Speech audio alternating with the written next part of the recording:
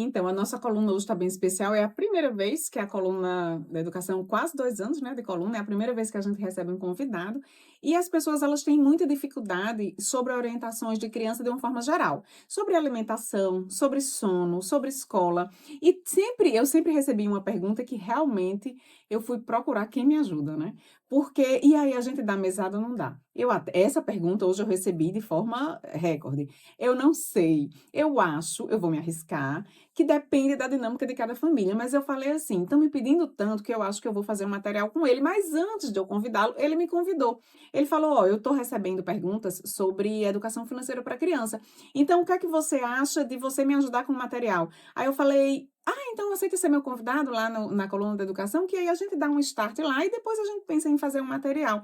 Então Everton Andrade, um rapaz que eu conheci há pouco tempo, mas me ajuda demais, me ajuda muito, e eu gostaria de apresentá-lo, introduzi-lo e que ele falasse um pouquinho, já começasse antes das perguntas, tem pelo menos 2, tá, que eu queria fazer, mas nos dê uma introdução, Everton, por favor, sobre como educar. Eu tenho ali uma criança 4 anos, nos dê uma orientação básica. Boa tarde, Semi. Boa tarde, Maninha. É uma satisfação estar aqui, é muito bom e eu me sinto muito à vontade porque eu estou quase em casa, né? Quando se fala em educação financeira de modo geral, as pessoas falam em poupar dinheiro, em aplicar, em juntar. É legal, faz parte da educação financeira. Mas eu acredito que um grande pilar da educação financeira, que às vezes é esquecido, é a questão do consumo, da educação de consumo. Porque se você não consegue juntar dinheiro, provavelmente você consome mal, consome muito e consome mal, e por isso não sobra dinheiro para você juntar. Se você não consegue aplicar dinheiro, porque você não junta porque você consome mal. Então, o principal pilar para começar a tratar sobre a educação financeira da criança, eu iria pelo viés do consumo, dela começar a gerir de forma micro ali o próprio consumo dela, a gente começar a dar exemplo, a mostrar para a criança que nem tudo que a gente quer, a gente pode ter, e deixar isso bem claro. Às vezes tem pais que têm vergonha ou medo de dizer assim: "Filho, papai não tem dinheiro para comprar isso". Mas é importante que ela saiba, porque às vezes ela acha que aquele cartãozinho ali de plástico tem um Sim. limite infinito. Deixa eu me meter, porque me orientando algum tempo atrás, eu tive essa dúvida e você me deu umas explicações, você falava em tipos de consumidores. Por favor, de forma bem resumida, fala sobre isso, que a mim ajudou bastante. Então, por favor, fala sobre isso. Bem, o processo de compra, ele tem 5 figuras, 5 personagens, que seria o indicador, o influenciador, o decisor, o comprador e o usuário. Dê um exemplo, eu vou comprar um carro. Vamos lá, vamos dizer que a Abigail quer comprar um carro para a filha dela que vai fazer 18 anos. Certo. Então eu sei que ela quer comprar um carro, eu estou passando em frente à concessionária e vejo lá uma placa com desconto. Eu ligo para a Abigail: "Abigail, fica de olho que a concessionária tal está com desconto". Então você foi o Eu meu sou não, influenciador. não, sou o Não? indicador, Indicador, indicador. ok. A Abigail olhou o carro, mas ela não sabe se aquele carro é bom, se a marca é de confiança, se consome muito, consome pouco, então ela liga para o mecânico dela de confiança, que é um cara que vai ter uma visão mais técnica. E aí ela pergunta para o mecânico se aquele carro é uma boa orientação. O mecânico orienta, diz que ok, aquele carro é bom. Ele foi o influenciador, ele tem Certo. uma postura mais técnica. A Abigail, enfim, decidiu comprar o carro. A Abigail é a decisora. Certo. Eu estou dando exemplo em pessoas separadas, mas não necessariamente. Às vezes pode concentrar numa pessoa só. Então a Abigail decidiu. A Abigail liga para casa e diz assim: marido, aquele dinheiro lá que está naquela conta poupança, que está naquela conta conjunta lá, vai lá e compra o carro. Aí ele paga. O marido foi o pagador, foi o cara que chegou lá, que negociou o Certo. desconto, que viu se era melhor parcelar ou não, comprou à vista, etc. E a filha dela, que é o alvo do bem, ela vai ser a usuária, ela vai usar.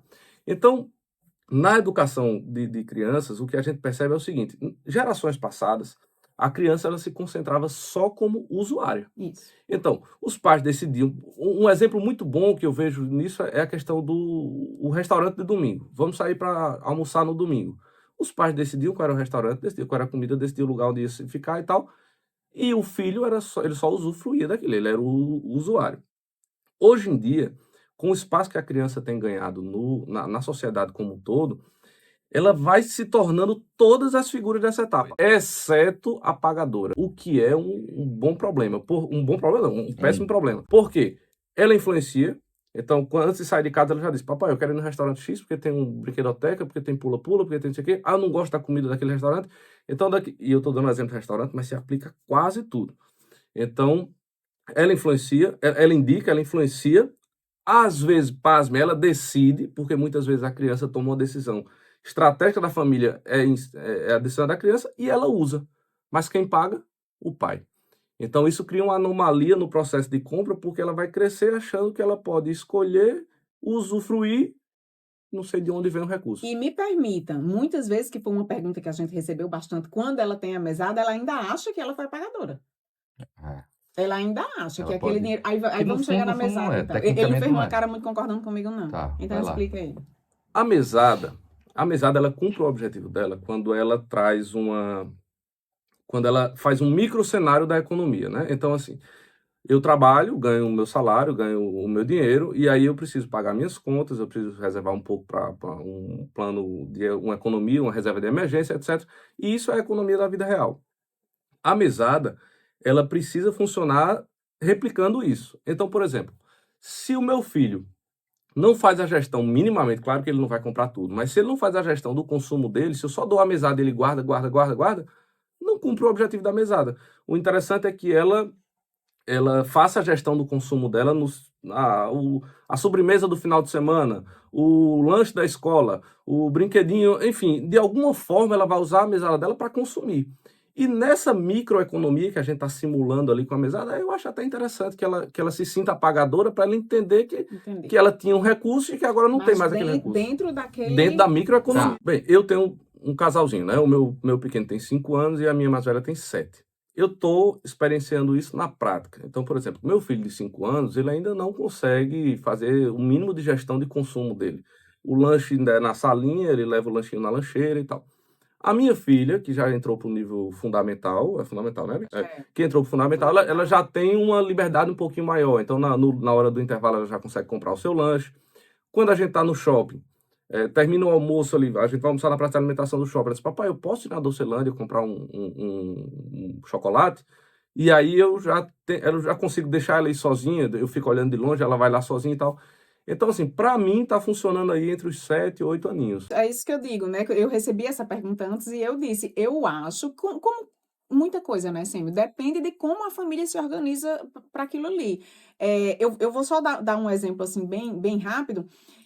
Por exemplo, todo mundo diz assim: é certo todo mundo fazer refeição junto, não é certo? É certo. Isso aí é certo. A gente precisa sentar o café da manhã, precisa sentar o almoço, precisa sentar o jantar, as famílias precisam sentar e precisam conversar. Concorda comigo? Concordo, isso é o certo. Na minha casa, eu faço uma refeição às 4 horas da tarde. Porém, ontem à noite, nós estávamos ocupados, eu, meu marido e meu filho fez o jantar. Uhum. Entende? Tá. Não é porque você não vive aquela dinâmica que você não pode ensinar sobre aquilo à criança de outra forma. E você falou aí sobre a dinâmica muito particular de cada família, e aí eu vou puxar um gancho, talvez saindo um pouquinho, mas continuando o assunto.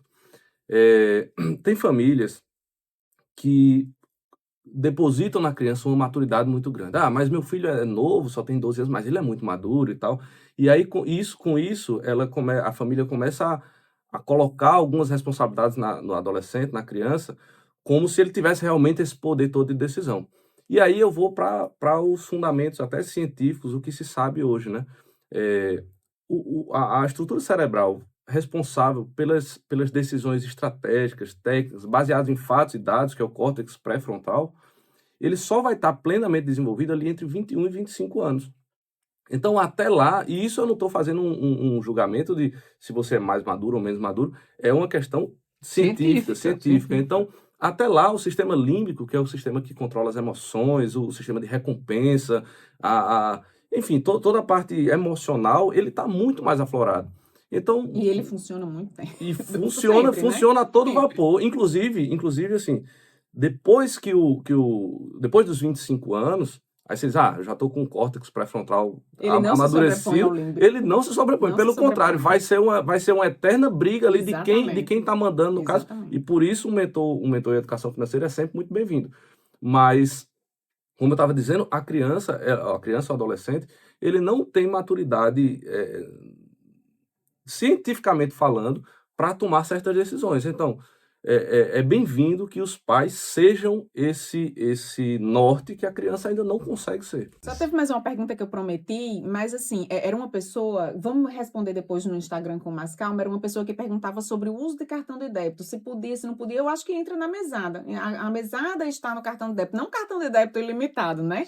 Mas eu prometo para essa pessoa que me perguntou lá no Instagram que a gente vai fazer depois um videozinho respondendo sobre isso, Ok, tá? ok. Meu Tá, Instagram é @abigail.educa, vai estar lá o dele também, a gente tá sempre se bacana. compartilhando. E assim, e as pessoas entenderem, porque eu recebo muito essa pergunta em todos os âmbitos, de alimentação, de dormir, de se relacionar com as pessoas.